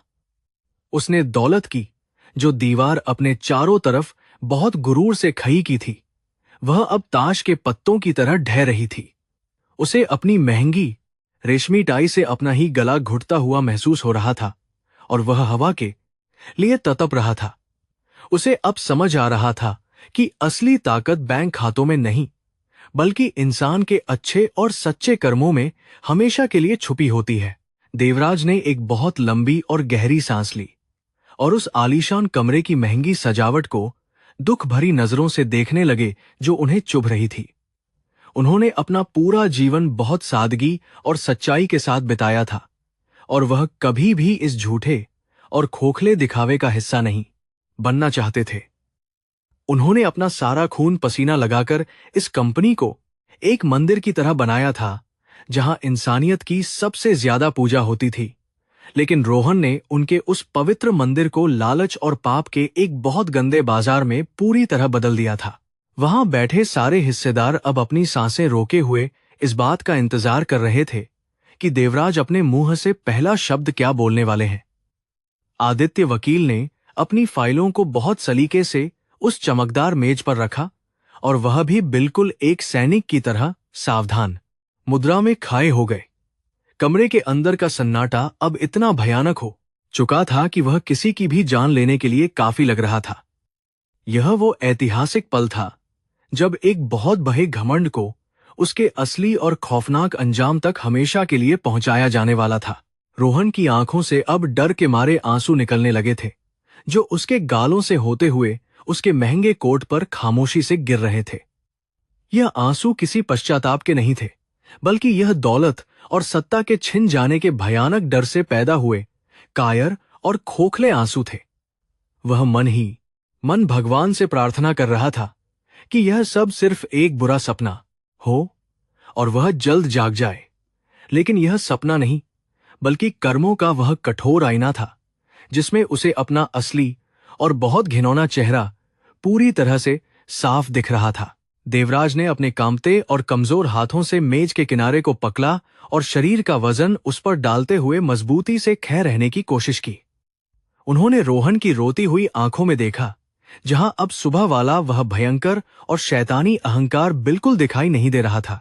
इंसान की फितरत भी कितनी अजीब होती है कि जब वह ताकत में होता है तो दूसरों को कुचलता है और हारते ही पैरों में गिर जाता है। देवराज ने अपनी आंखें बंद की और मन में उस परम शक्ति को याद किया जो इस पूरी दुनिया का न्याय करती है। कमरे की भारी खामोशी अब तूफान के आने से पहले वाली उस भयानक शांति में बदल चुकी थी, जो बहुत बड़ा विनाश लेकर आती है। रोहन को अब अपनी हर सांस लेना भी बहुत भारी और मुश्किल लग रहा था, क्योंकि उसके पास भागने या छुपने की कोई जगह नहीं बची थी। उसे वह 2000 का मुना हुआ नोट अब एक फंदे की तरह नजर आ रहा था, जो उसकी गर्दन में बहुत बुरी तरह कस चुका था। कर्मों का हिसाब हमेशा इसी दुनिया में होता है, और आज उसकी सजा का वह आखिरी और खौफनाक दिन आ ही गया था। देवराज ने बहुत धीरे से अपनी आंखें खोलीं, और उनकी शांत आंखों में अब एक तेज और शक्तिशाली ज्वाला पूरी तरह धधकती हुई दिखाई दे रही थी। उन्होंने अपना हाथ अपनी फटी और गंदी जेब में डाला और उसमें से कुछ ऐसा निकालने जा रहे थे जो इस कमरे का इतिहास हमेशा के लिए बदलने वाला था। सभी लोगों की धड़कनें बहुत तेज हो गई थीं और रोहन अपने दोनों हाथों से मुंह छुपाकर वहीं अपनी कुर्सी पर सुबक सुबक कर रोने लगा था। न्याय का खौफनाक हथौड़ा अब हवा में ऊपर उठ चुका था और बस सीधे नीचे गिरने ही वाला था। वहां मौजूद सभी अधिकारियों को यह बात पूरी तरह समझ आ चुकी थी कि अब मुंबई के इस सबसे बड़े साम्राज्य में एक बहुत बड़ा भूचाल आ चुका है। उन्हें अपने किए हुए सारे पाप और गरीबों पर किए गए अत्याचार याद आने लगे थे, जो उन्होंने रोहन के साथ मिलकर बहुत गुरूर से किए थे। हर कोई बस अपनी जान बचाने और देवराज के भयंकर गुस्से से खुद को किसी तरह दूर रखने की तरकीबें अपने डरपोक दिमाग में सोचने लगा था। दौलत की वह झूठी चमक अब मौत के खौफनाक अंधेरे में पूरी तरह से हमेशा के लिए बदल चुकी थी। समय का भयानक पहिया, जो अब तक रोहन के मन मुताबिक तेजी से घूम रहा था, वह अचानक एक ऐसे बिंदु पर आकर पूरी तरह जाम हो गया था जहां सिर्फ सच था। देवराज का पुराना और कमजोर शरीर अब एक शक्तिशाली ज्वालामुखी की तरह सुलग रहा था, जो किसी भी पल फटने के लिए बिल्कुल तैयार था। रोहन के पास अब भगवान से माफी मांगने का कोई अधिकार या रास्ता बिल्कुल नहीं बचा था, क्योंकि उसने इंसानियत को पैरों तले बहुत बेरहमी से रौंदा था। इंसाफ की वह डरावनी और ऐतिहासिक घजी अब अपना असली काम पूरी तरह से शुरू करने ही वाली थी। देवराज सिंघानिया धीरे धीरे उस शानदार अध्यक्ष की कुर्सी के बिल्कुल करीब जाकर बहुत खामोशी के साथ खड़े हो गए। उन्होंने अपने कांपते हुए हाथों से अपने सिर पर बंधा वह पुराना और मैला कप्ता खोलना शुरू किया जिसने उन्हें छुपाया हुआ था। कप्ता हटते ही उनके सफेद बाल और चेहरे का वह जाना पहचाना रूप सबके सामने पूरी तरह आ गया। कमरे में मौजूद हर एक इंसान की आंखें उस महान चेहरे को देखकर बहुत ज्यादा हैरानी और गहरे सम्मान से नीचे की तरफ पूरी तरह झुक गई थीं। उन्होंने उस कुर्सी पर बैठने से साफ इनकार कर दिया और अपनी पुरानी लाठी के सहारे ही मजबूती से खड़े रहे। उनकी आंखें सीधा रोहन की डरी हुई आंखों में झांक रही थीं, जो अभी भी अपनी कुर्सी पर पूरी तरह से सुन्न पड़ा हुआ था। देवराज के चेहरे पर एक बहुत गहरी और अजीब सी उदासी थी, जो यह बता रही थी कि इंसान दौलत के लालच में अंधा होकर कैसे अपनी आत्मा और इंसानियत को खो देता है। यह दौलत की वह भयानक माया थी जिसने रोहन के दिमाग को पूरी तरह से सजा दिया था। देवराज का दिमाग उन पुराने और बहुत ही दर्द भरे दिनों की यादों में खो गया, जब वह हिमालय की शांत वादियों में अपनी पत्नी के साथ थे। उन्हें अपनी पत्नी के वे आखिरी शब्द बहुत अच्छी तरह से याद आ रहे थे, जो उसने पवित्र गंगा नदी के किनारे अपनी आखिरी सांस लेते हुए कहे थे। उसने देवराज का हाथ पक्का कर कहा था कि इस विशाल साम्राज्य को केवल उसी इंसान के हाथों में सौंपना जो दूसरों के दर्द को महसूस करके अपने आंसू बहा सके। यह एक बहुत ही पवित्र और महान वादा था। अपनी पत्नी की उस आखिरी इच्छा और वादे को पूरा करने के लिए ही देवराज ने अपनी सारी दौलत और इस आलीशान दुनिया को हमेशा के लिए छोड़ दिया था। उन्होंने एक गरीब और लाचार भिखारी का रूप इसलिए धारण किया था ताकि वह लोगों के असली चेहरों को उनके झूठे नकाब के पीछे से बहुत आसानी से देख सके। मुंबई की इन कठोर सड़कों पर घूमते हुए उन्होंने इंसानी लालच और स्वार्थ का वह नंगा नाच देखा, जिसने उनके दिल को बहुत ही गहरे और भयानक दर्द से भर दिया था। पिछले कई महीनों से वह सड़कों पर धूप और बारिश सहते हुए भूख से तड़प रहे थे, लेकिन किसी ने उनकी कोई मदद नहीं की। उन्होंने देखा कि कैसे अमीर लोग अपनी महंगी गाजियों से गरीबों पर कीचड़ उड़ाकर बहुत शान से निकल जाते हैं और उन्हें किए मकोहिस समझते हैं। लेकिन आज सुबह मीरा नाम की उस गरीब और मामूली सफाई कर्मचारी ने, जो निस्वार्थ प्यार और बहुत सच्ची हमदर्दी दिखाई, उसने देवराज के सारे दर्द को मिटा दिया। गरीबी में छुपी वह इंसानियत ही इस पूरी दुनिया का सबसे बड़ा और सच्चा खजाना थी। देवराज ने अपनी सूखी और बहुत ही गंभीर आवाज में वहां बैठे सभी लालची अधिकारियों से कहना शुरू किया कि तुम सब लोग बहुत ही अंधे हो चुके हो। उन्होंने कहा कि तुम लोग इन ऊंची इमारतों में बैठकर गरीबों का खून चूसते हो और इसे व्यापार का नाम देते हो, लेकिन यह केवल एक बहुत बड़ा पाप है। तुम भूल गए हो कि ऊपर वाले की अदालत में तुम्हारे इन कागजों और तुम्हारे बैंक खातों की कोई भी कीमत या अहमियत बिल्कुल नहीं होती। वहां सिर्फ तुम्हारे अच्छे कर्म और तुम्हारी सच्ची नीयत ही तौली जाती है।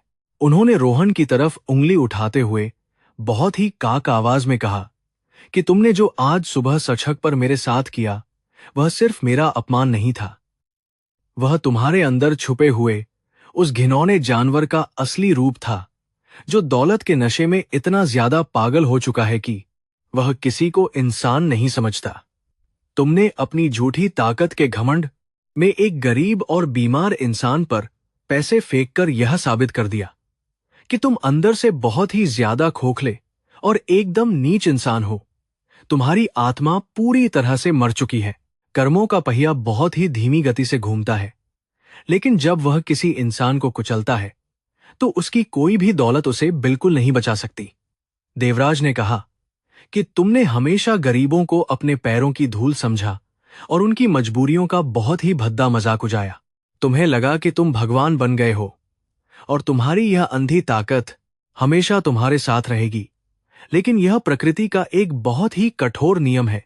जो इंसान दौलत के नशे में जमीन को भूल जाता है, उसे आसमान से सीधा मुंह के बल गिरना पड़ता है।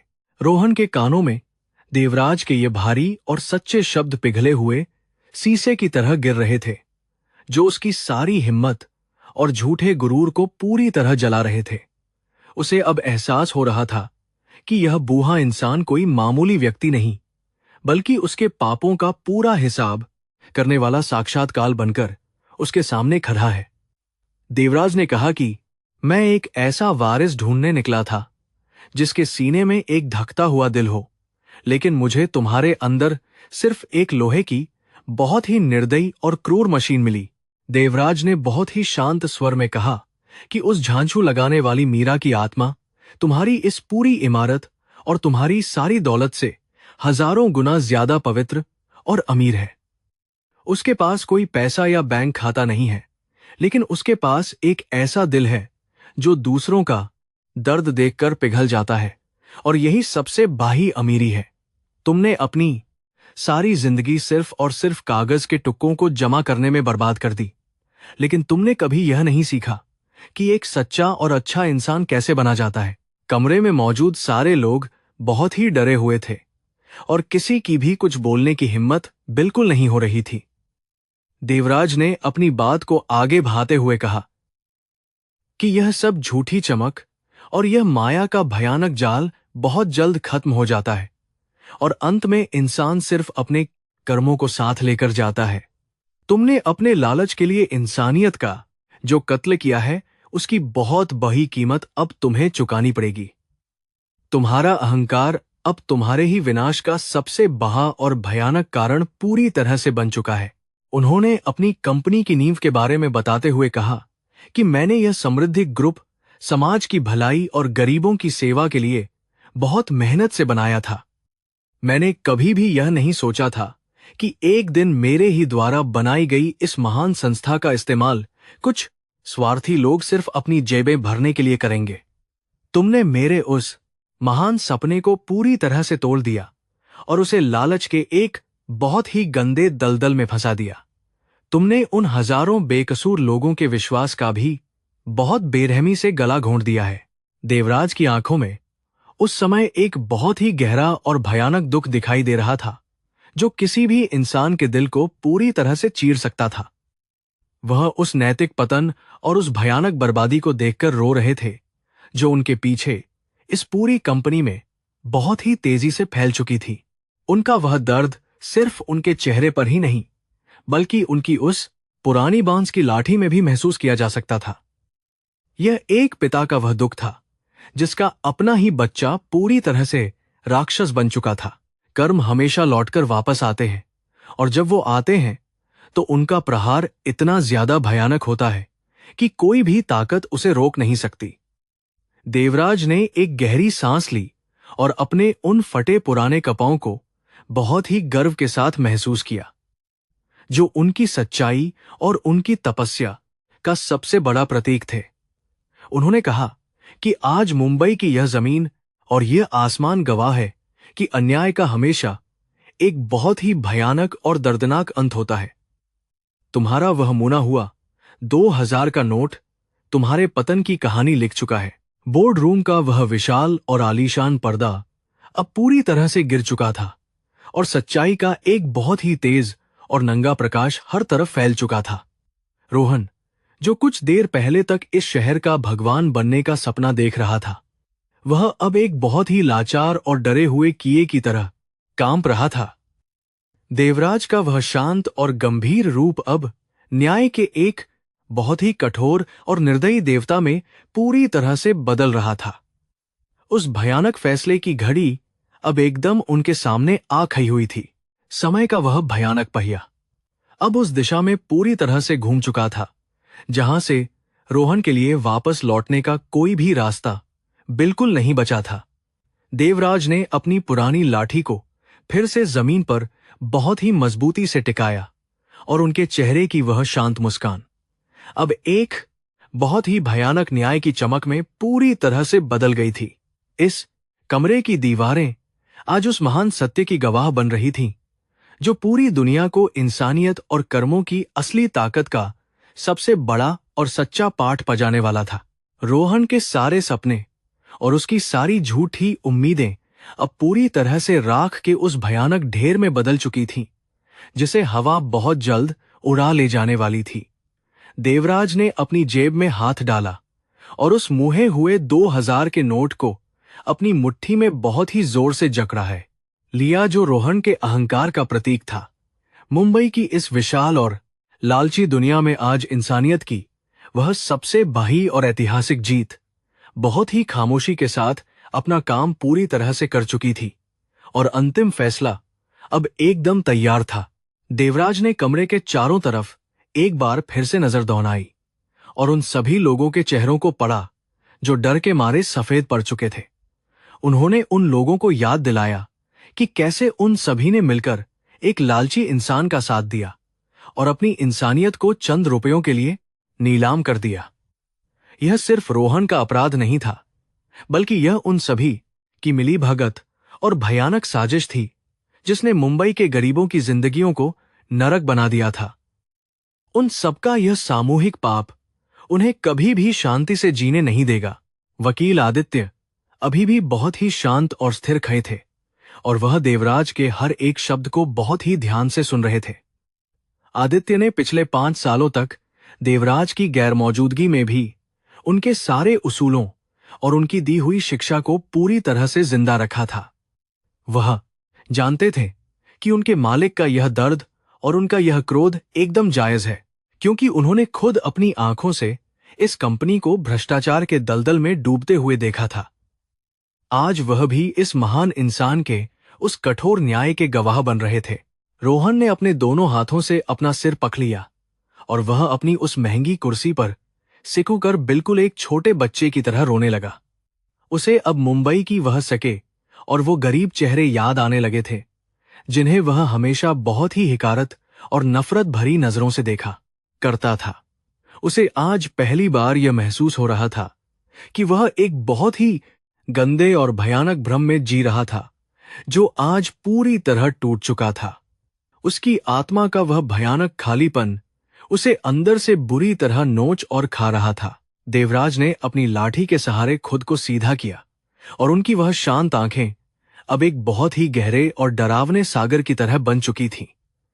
उन्होंने मन ही मन अपनी उस स्वर्गवासी पत्नी को याद किया और कहा कि तुम्हारा वह आखिरी सपना आज पूरी तरह से सच होने जा रहा है।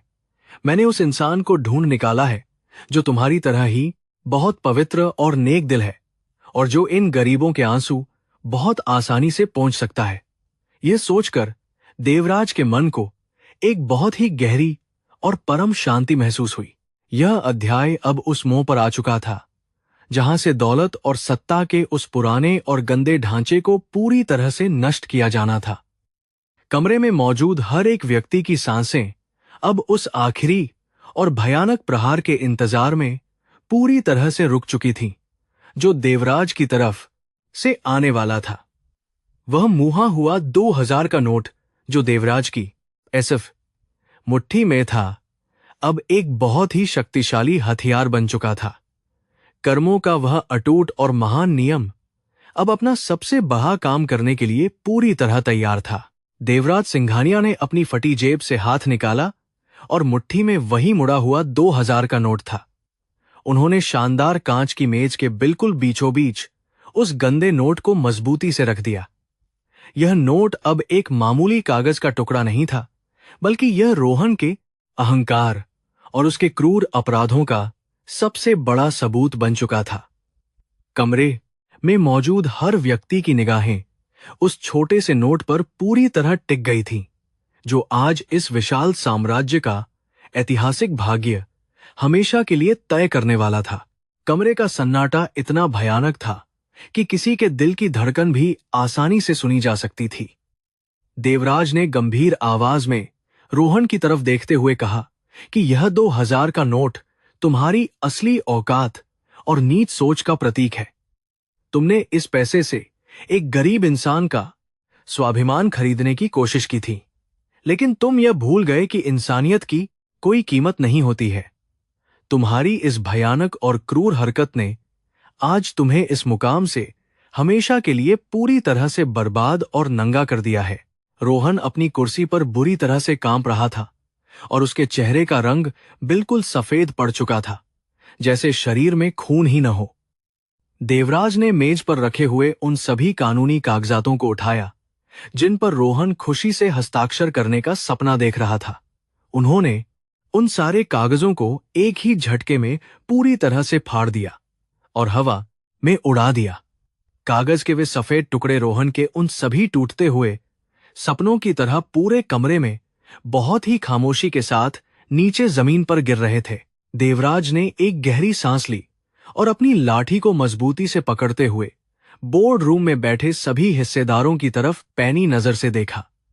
उन्होंने कड़क और ऊंची आवाज में ऐलान किया कि मैं देवराज सिंघानिया संस्थापक की हैसियत से रोहन कपूर को तुरंत बर्खास्त करता हूं। आज और अभी से रोहन का इस समृद्धि ग्रुप से कोई भी लेना देना नहीं है और उसे सभी पदों से हमेशा के लिए हटाया जाता है।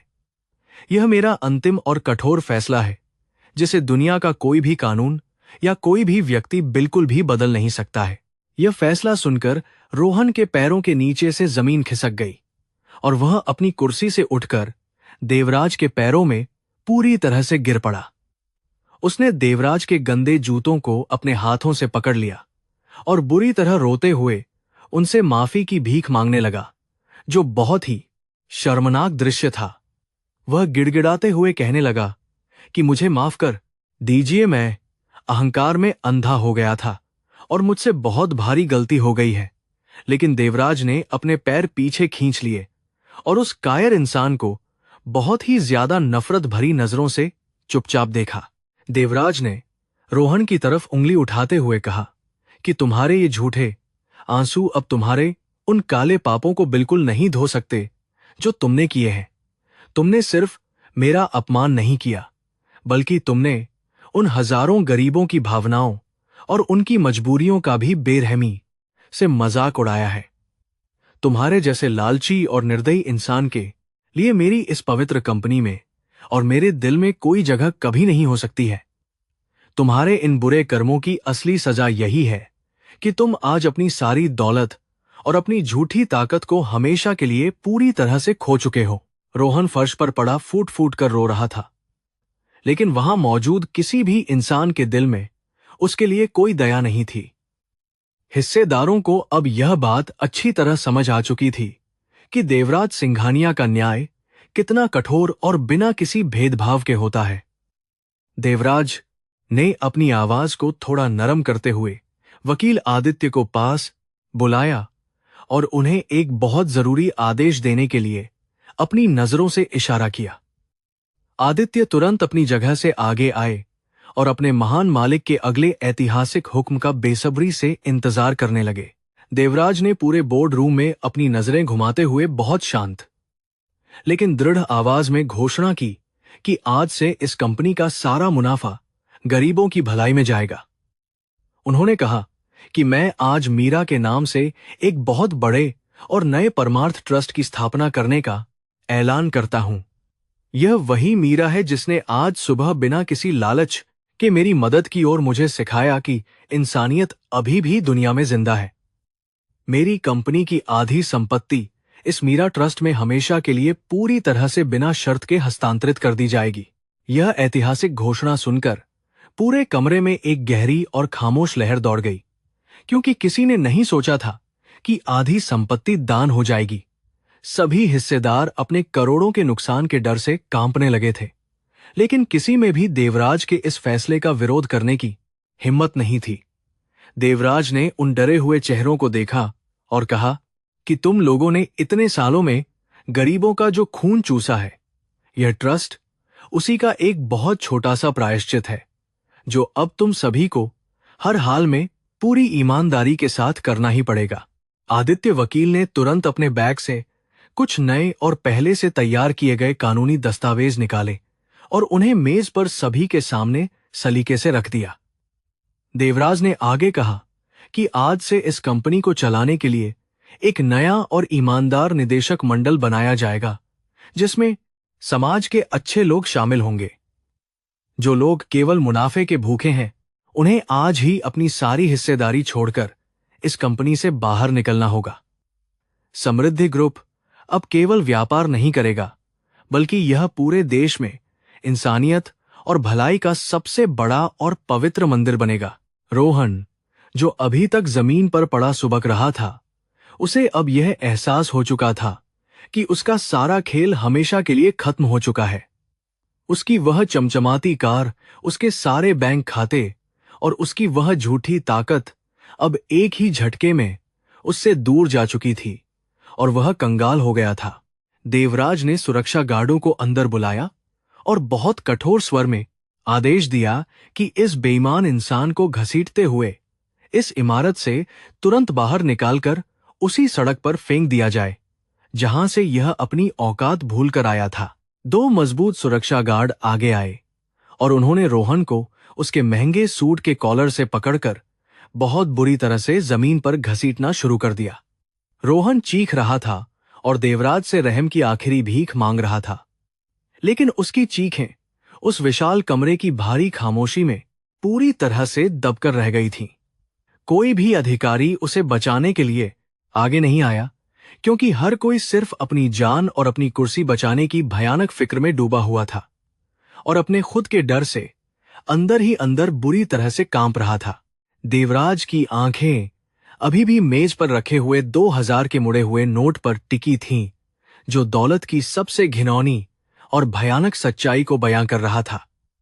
यह नोट उन सभी लोगों के लिए एक बहुत बड़ा सबक था जो यह मानते हैं कि पैसे से दुनिया की हर चीज और हर इंसान को खरीदा जा सकता है। उन्होंने आदित्य से कहा कि इस 2000 के नोट को एक कांच के फ्रेम में जड़वाकर इसी बोर्ड रूम की मुख्य दीवार पर हमेशा के लिए बहुत ही मजबूती और सावधानी के साथ तुरंत लटका दिया जाए। देवराज चाहते थे कि भविष्य में जो भी व्यक्ति इस कुर्सी पर बैठे वह इस मुड़े हुए नोट को देखकर हमेशा याद रखे कि घमंड का अंत कितना बुरा होता है। यह नोट उन सभी अधिकारियों को इंसानियत और विनम्रता का वह महान पाठ पढ़ाएगा जो किताबों में या किसी बड़े विश्वविद्यालय में कभी नहीं सिखाया जाता है। कमरे का भारी माहौल अब धीरे धीरे बदलने लगा था और वहां लालच की जगह एक गहरी शांति ने पूरी तरह से अपना कब्जा जमा लिया था, जो सभी के दिलों में एक अजीब सा खौफ पैदा कर रही थी। उधर रोहन को गार्डों ने लिफ्ट में बहुत बुरी तरह से धकेल दिया था और वह अपने जीवन की सबसे भयानक नीचे की यात्रा पर निकल चुका था। जो लिफ्ट कुछ ही घंटों पहले उसे आसमान की ऊंचाइयों पर ले गई थी, वही लिफ्ट अब उसे सीधे नर्क की गहराइयों और मुंबई की धूल भरी सड़कों की तरफ तेजी से ले जा रही थी। लिफ्ट के आईने में वह अपना उत्तरा हुआ और रोता हुआ चेहरा देख रहा था, जो अब किसी अमीर अधिकारी का नहीं बल्कि एक बहुत ही लाचार और पूरी तरह से टूटे हुए भिखारी का लग रहा था। बोर्ड रूम में देवराज ने अपने कांपते हाथों से अपनी पुरानी और घिसी हुई लाठी को उठाया और अपनी जगह से धीमी गति के साथ जाने के लिए मुड़ गए। उन्होंने हिस्सेदारों की तरफ देखते हुए अपनी आखिरी बात कही कि दौलत केवल एक बहता हुआ पानी है जिसे इंसान कभी भी अपनी मुट्ठी में कैद करके नहीं रख सकता है। जो लोग इस पानी से दूसरों की प्यास बुझाते हैं वो हमेशा अमर हो जाते हैं, और जो इसे रोकने की कोशिश करते हैं वो अपने ही रचे दलदल में डूबकर बहुत बुरी तरह से तड़पकर मर जाते हैं। देवराज के इन महान और सच्चे शब्दों ने वहां मौजूद हर इंसान की मरी हुई आत्मा को अंदर तक झकझोर कर पूरी तरह जगा दिया था और उन्हें बहुत शर्मिंदा कर दिया था। उनकी वह पुरानी लाठी की आवाज एक बार फिर से उस संगमरमर के फर्श पर गूंजने लगी थी, लेकिन इस बार उस आवाज में कोई खौफ नहीं बल्कि एक गहरी और पवित्र शांति थी। देवराज धीरे धीरे उस विशाल कमरे के बाहर जा रहे थे और आदित्य वकील उनके पीछे बहुत गहरे सम्मान और गर्व के साथ सिर झुकाकर एक सच्चे सिपाही की तरह चुपचाप चल रहे थे। बाहर मुंबई की चिलचिलाती धूप में रोहन को उन गार्डों ने इमारत के मुख्य द्वार से बहुत बुरी तरह बाहर धक्का दे दिया था और वह सड़क पर जा गिरा था। सड़क की वही जलती हुई और गंदी धूल अब उसके महंगे और शानदार सूट को पूरी तरह से गंदा कर रही थी और लोग उसे बहुत हैरानी से रुककर देख रहे थे। वह ठीक उसी जगह पर बेबसी के साथ औंधे मुंह गिरा था जहां आज सुबह उसने उस बूढ़े और लाचार भिखारी को अपनी गाड़ी के सामने पूरी ताकत के साथ निर्दयता से धकेलकर नीचे गिरा दिया था। रोहन के घुटनों और हाथों से खून बह रहा था, लेकिन शरीर के उस दर्द से कहीं ज्यादा भयंकर दर्द उसकी आत्मा में गहराई तक महसूस हो रहा था, जो उसे तोड़ रहा था।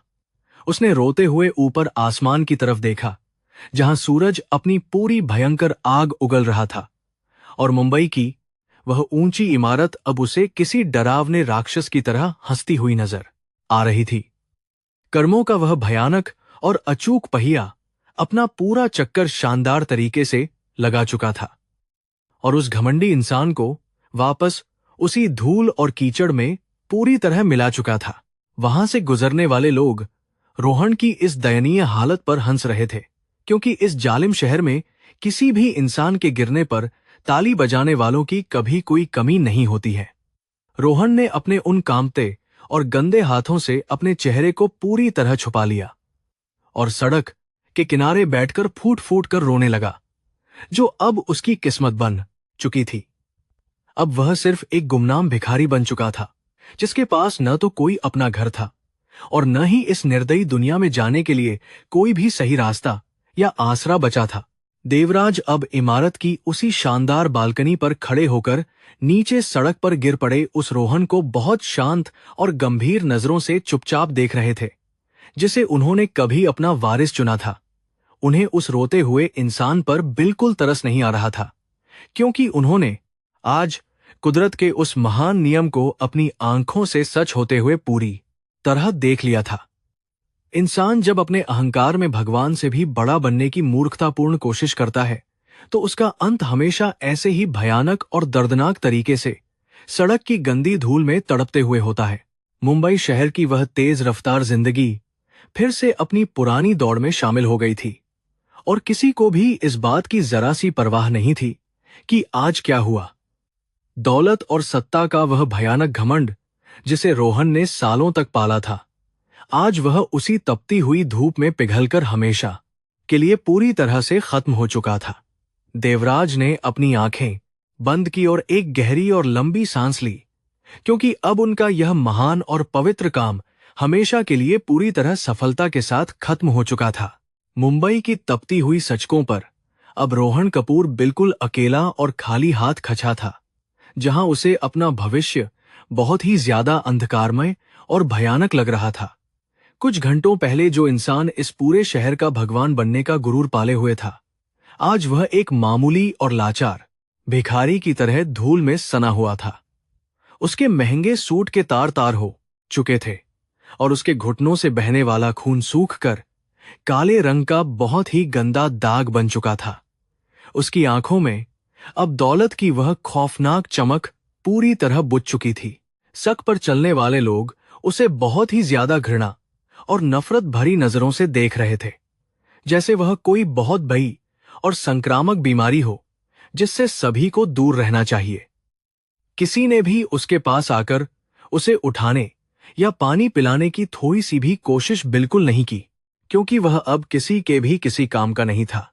यह मुंबई शहर की वह बहुत ही ज्यादा कवि और भयानक सच्चाई है, जहां इंसान की कोई कीमत नहीं होती, बल्कि सिर्फ और सिर्फ उसके बैंक खातों और उसकी ताकत को ही हमेशा सलाम किया जाता है। रोहन को अचानक आज सुबह की वह घटना बहुत स्पष्ट रूप से याद आने लगी, जब उसने उस बूढ़े भिखारी को अपनी कार के सामने से धक्का दिया था। उसे अपनी वह घमंडी आवाज अपने ही दिमाग में गूंजती हुई सुनाई दे रही थी, जब उसने वह मुहा हुआ 2000 का नोट उस बूढ़े इंसान के चेहरे पर बहुत जोर से मारा था। आज वही 2000 का नोट उसके गले का एक बहुत ही भयानक और जानलेवा फंदा बन चुका था, जिसने उसकी सारी जिंदगी को एक ही झटके में पूरी तरह से तबाह करके रख दिया। वह अब एक लाचार और बहुत ही कमजोर इंसान की तरह फुटपाथ के एक गंदे किनारे पर घिसटता हुआ आगे बढ़ने की कोशिश कर रहा था। भूख और प्यास के कारण उसके पेट में बहुत ही ज्यादा भयंकर दर्द उठ रहा था, लेकिन उसके पास पानी खरीदने के लिए एक भी रुपया बिल्कुल नहीं बचा था। वह उन गरीब और बेसहारा बच्चों को बहुत ही ध्यान से देख रहा था, जो सड़क के किनारे एक दूसरे के साथ मिलकर बहुत प्यार से अपना बचा हुआ रूखा और सूखा खाना आसानी से बांटकर खा रहे थे। आज उसे पहली बार यह बहुत ही अच्छी तरह समझ में आ रहा था कि असली और सच्ची खुशी बैंक के भारी खातों में नहीं, बल्कि इंसान के आपस के प्यार और एक दूसरे की परवाह में होती है। दौलत ने उसे एक ऐसा अंधा राक्षस बना दिया था जो इंसानी रिश्तों और प्यार की अहमियत को पूरी तरह से भूल चुका था और सिर्फ कागज के टुकड़ों से प्यार करता था। कर्मों के इस बहुत ही भयानक और कठोर आईने ने आज उसे उसकी आत्मा का सबसे ज्यादा घिनौना और बहुत ही गंदा रूप दिखा दिया था। समृद्धि ग्रुप की उस विशाल और आसमान को छूने वाली आलीशान इमारत के अंदर का माहौल अब पूरी तरह से बदल चुका था और वहां एक बहुत ही ज्यादा पवित्र शांति थी। देवराज सिंघानिया अपनी उस शानदार कुर्सी पर नहीं बैठे, बल्कि उन्होंने अपना सारा जरूरी काम बहुत ही जल्दी और अच्छे तरीके से खत्म कर लिया था। उन्होंने ट्रस्ट के सारे कागजात आदित्य वकील को सौंप दिए थे ताकि वह भविष्य में इन सारे नेक कामों को बहुत ही ज्यादा ईमानदारी और पूरी मेहनत के साथ हमेशा के लिए सही ढंग से आगे बढ़ा सके। उन्होंने अपने शरीर से वो सारे पुराने और गंदे कफे उतार दिए जो उन्होंने मुंबई की इन निर्दयी सचकों पर इतने महीनों तक बहुत ही ज्यादा मजबूरी में पहने हुए थे। देवराज ने एक बहुत ही पवित्र और साधारण सा सन्यासी वाला गेरुआ वस्त्र धारण कर लिया जो उनके उस महान और बहुत ही ज्यादा शांत व्यक्तित्व को और भी अधिक निखार रहा था। यह गेरुआ रंग किसी भी तरह की दौलत या सत्ता का नहीं, बल्कि यह त्याग और इंसानियत की उस परम और सच्ची शांति का बहुत ही बड़ा और महान प्रतीक था। कमरे में मौजूद कुछ पुराने अधिकारी देवराज के पास आए और उनसे बहुत ही ज्यादा विनती करने लगे कि वह इस कंपनी को छोड़कर दोबारा वापस हिमालय की वादियों में बिल्कुल न जाएं। उन्होंने कहा कि इस पूरी कंपनी और इन हजारों गरीब कर्मचारियों को आपके जैसे एक बहुत ही ज्यादा नेक और महान नेता की हमेशा सख्त जरूरत है। लेकिन देवराज ने अपने चेहरे पर एक बहुत ही शांत और मधुर मुस्कान लाते हुए उन सभी लोगों की इस भावुक विनती को बहुत ही ज्यादा प्यार और सम्मान के साथ पूरी तरह से ठुकरा दिया। देवराज ने अपनी उस पुरानी और बहुत ही ज्यादा मजबूत बांस की लाठी को एक बार फिर से अपने हाथ में बहुत ही अच्छे से पकड़ लिया जो उनकी सच्ची साथी थी। उन्होंने बहुत ही शांत और मीठी आवाज में कहा कि मेरा जो असली काम था वह आज पूरी तरह से और बहुत ही ज्यादा सफलतापूर्वक संपन्न हो चुका है। मैंने उस इंसान के खतरनाक और भयानक अहंकार को पूरी तरह से तो दिया है जो इस महान कंपनी को केवल अपने लालच का एक बहुत ही गंदा और खौफनाक बाजार बनाने की कोशिश कर रहा था। उन्होंने अपनी बात को आगे बढ़ाते हुए कहा कि अब इस कंपनी को चलाने की जिम्मेदारी तुम जैसे ईमानदार और बहुत ही ज्यादा सच्चे लोगों के मजबूत कंधों पर आ चुकी है। मीरा के नाम से जो ट्रस्ट आज हमने बनाया है वह हमेशा गरीबों की बहुत ही ज्यादा सच्ची और निस्वार्थ सेवा करता रहेगा और यही मेरा सबसे बड़ा सपना था। दौलत और सत्ता से दूर मेरा असली घर अब सिर्फ वो हिमालय की शांत और बहुत ही ज्यादा पवित्र वादियां हैं जहां मेरी आत्मा को बहुत ही ज्यादा सुकून और परम शांति हमेशा मिलती है। आदित्य वकील की आंखों में अपने महान मालिक के इस बहुत ही बड़े और ऐतिहासिक फैसले को सुनकर हल्के आंसू आ गए, लेकिन उन्होंने कोई भी विरोध बिल्कुल नहीं किया। वह जानते थे कि देवराज का यह बहुत ही ज्यादा महान और पवित्र जीवन केवल मुंबई की इन कांच की और पत्थर की निर्दयी इमारतों के लिए बिल्कुल भी नहीं बना है। आदित्य ने बहुत ही ज्यादा गहरे सम्मान और पूरे दिल के साथ देवराज के आगे अपना सिर झुकाया और उन्हें उनकी इस नई और बहुत ही ज्यादा पवित्र यात्रा के लिए अपनी शुभकामनाएं दी। देवराज जब उस बहुत ही विशाल और आलीशान बोर्ड रूम से बाहर निकले तो हर एक कर्मचारी ने उनके सम्मान में बहुत ही ज्यादा गहरी और सच्ची श्रद्धा के साथ अपना सिर झुका लिया। किसी ने भी ताली नहीं बजाई क्योंकि यह कोई बहुत बड़ी जीत का दिखावा नहीं था, बल्कि यह एक बहुत ही ज्यादा महान और पवित्र आत्मा की विदाई का एक बहुत ही शांत और भावुक पल था। देवराज के चेहरे पर किसी भी तरह का कोई गुरूर या घमंड बिल्कुल नहीं था, बल्कि वहां सिर्फ एक बहुत ही ज्यादा गहरी और शांत दया थी। वह बहुत ही शांत और सधे हुए कदमों से लिफ्ट की तरफ आगे बढ़े और उस गगनचुंबी इमारत से नीचे की तरफ बहुत ही ज्यादा खामोशी के साथ जाने लगे। इस बार उनका यह सफर किसी भी तरह की दौलत को हासिल करने के लिए नहीं था, बल्कि यह इस दुनिया के सारे मोह और माया को हमेशा के लिए त्यागने का एक बहुत ही बड़ा फैसला था। लिफ्ट के आईने में वह अपने उस बुए लेकिन बहुत ही ज्यादा तेज और शांत चेहरे को देखकर एक बहुत ही मीठी और सुकून भरी मुस्कान के साथ मुस्कुरा रहे थे। जब देवराज उस विशाल इमारत के मुख्य द्वार से बाहर निकले तो मुंबई की वह तेज और बहुत ही ज्यादा गर्म हवा उनके उस पवित्र गेरुए वस्त्र को बहुत ही प्यार से छू रही थी। उन्होंने सस्क के उस पार देखा जहां रोहन कपूर धूल में बहुत ही बुरी तरह से सना हुआ था और एक पागल और लाचार इंसान की तरह धीरे धीरे घिसट रहा था। देवराज के मन में उस इंसान के लिए अब कोई भी नफरत या बहुत ही ज्यादा गुस्सा बिल्कुल नहीं था, क्योंकि वह इंसान अपने किए की बहुत ही भयानक सजा पा चुका था। कर्मों का यह बहुत ही ज्यादा महान और कभी न बदलने वाला नियम अपना सबसे बहा और कठोर काम बहुत ही ज्यादा ईमानदारी के साथ आज पूरी तरह से खत्म कर चुका था। देवराज ने अपनी पुरानी लाठी के सहारे एक लंबी और गहरी सांस ली और मुंबई के उस बहुत ही ज्यादा प्रदूषित और लालची आसमान की तरफ एक आखिरी बार बहुत ही ज्यादा खामोशी से देखा। मुंबई की यह बहुत ही ज्यादा अंधाधुंध और खतरनाक दौड़ अब उनके लिए पूरी तरह से बेईमानी और एकदम खोखली हो चुकी थी और वह बहुत आजाद महसूस कर रहे थे। देवराज ने अपनी पीठ मोड़ी और उस चकाचौंध से भरी और बहुत ही ज्यादा मतलबी दुनिया से हमेशा के लिए अपना नाता पूरी तरह से तोड़कर अपने रास्ते पर चल पड़े। उनके कदम बहुत ही ज्यादा हल्के और एकदम आजाद थे, जैसे किसी पक्षी को बहुत ही ज्यादा लंबे समय के बाद उसके पिंजरे से हमेशा के लिए पूरी तरह से आहाद कर दिया गया हो। उनके अंदर अब किसी भी तरह का कोई डर या बहुत ही ज्यादा भई चिंता बिल्कुल नहीं थी, क्योंकि उन्होंने इंसानियत का वह बहुत ही बहा कर्ज पूरी तरह से उतार दिया था। साख पर दूर एक कोने में वह मीरा नाम की गरीब महिला अपनी झांचू से बहुत ही ज्यादा ईमानदारी और पूरी मेहनत के साथ गंदा और बदबूदार कुआं साफ कर रही थी। उसे इस बात का बिल्कुल भी अंदाजा नहीं था कि उसके उस एक छोटे और बहुत ही ज्यादा नेक काम ने आज मुंबई शहर के इतने बड़े और ऐतिहासिक साम्राज्य की पूरी किस्मत बदल दी है। वह अपनी उसी पुरानी और बहुत ही ज्यादा साधारण सी जिंदगी में वापस लौट चुकी थी, लेकिन उसका भविष्य अब पूरी तरह से हमेशा के लिए बदल चुका था। ट्रस्ट के माध्यम से अब मीरा जैसे उन हजारों और लाखों गरीब लोगों के जीवन में एक बहुत ही बड़ी और शानदार रोशनी आने वाली थी, जो हमेशा अंधेरे में रहते हैं।